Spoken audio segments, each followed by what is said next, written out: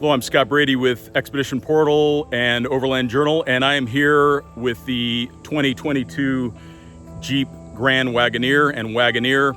We're on their off-road course. As is typical with Jeep, they actually do include some fairly significant off-road, depending on the vehicle model. Of course, this is a fairly long and wide vehicle, a full-size SUV, so the rock crawling is nothing like we would see with the Wrangler, but you can tell that the vehicle still has these traditional Jeep underpinnings. So this is a true frame. It has assistive traction control as well. It has a multi-level airbag suspension system.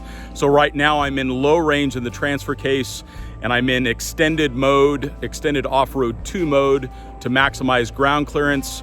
Notice overall good capability, a little bit of throttle sensitivity, so difficult to modulate the throttle in low range. So we want to be always changing those mapping of the throttle when we shift into low range. So a reminder to those manufacturers that when we go into low range, we want to reduce sensitivity so that we can maximize control with left foot braking.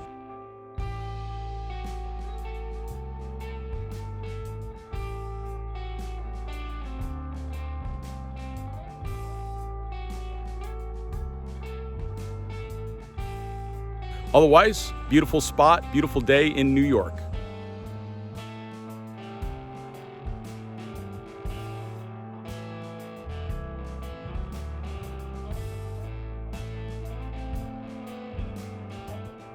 As is expected, the inside of the Wagoneer and the Grand Wagoneer is certainly a comfortable place to spend time. And I believe that many people would want to compare it with a Range Rover, but it feels very different. It feels much more in alignment with what you would see in like an AT4 Yukon or, for example, a Denali or an Escalade.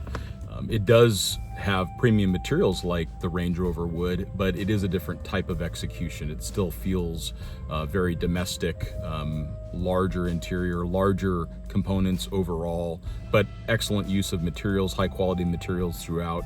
A lot of screen space, which some will really appreciate.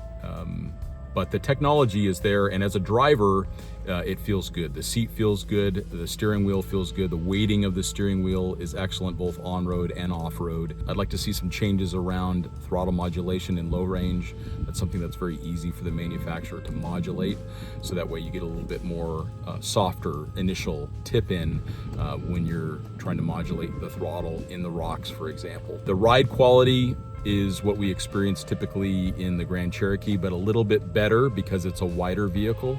So it doesn't feel quite as harsh in the off-road 2 mode than the Grand Cherokee does. It's definitely a softer, more compliant ride and has a little bit more down travel. It's not so maxed out on extension. So we're getting a little bit better ride quality in the off-road 1 and off-road 2 mode than we would see from the Grand Cherokee, but still not quite to the level of ride quality in the higher ranges like we would see in the Defender or the big body Range Rover, for example. But overall, a very premium vehicle. It feels premium.